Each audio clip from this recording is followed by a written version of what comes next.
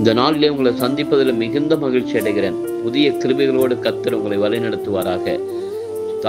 சவுல் தாவீதுக்கு சொன்ன காரியங்களை இந்த சாமுவேல் 1 சாமுவேல் 26ஆம் அதிகாரம் 25வது வசனத்திலே வாசிக்கிறோம். சவுல் தாவீதை நோக்கி, என் குமாரனாகிய தாவீதே, நீ ஆசீர்வதிக்கப்பட்டவன், நீ பெரிய காரியங்களை செய்வாய், மென்மேலும் பலப்படுவாய் என்றாய் என்பது.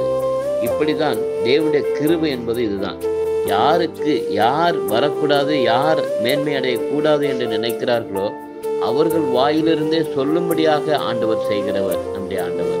அதே போல எல்லாவற்றிலும் உங்களுடைய வாழ்க்கையிலும் கூட யார் மூலமாய் உங்களுக்கு ஆசீர்வாதம் வரக்கூடாது என்று சொல்லி தடுத்து நிற்கிறார்களோ அவர்களே உங்களை வாழ்த்தும்படியாய் புகழும்படியாய் ஆண்டவர் செய்வார். ஆண்டவர் உங்களை மேன்மைப்படுத்த உயர்த்துவார். அதனால் அப்படிப்பட்ட கிருபைகளை கொடுத்து வழிநடத்த தொடர்ந்து நாங்கள் ஜெபிக்கிறோம். தொடர்ந்து ஜெபிப்போம்.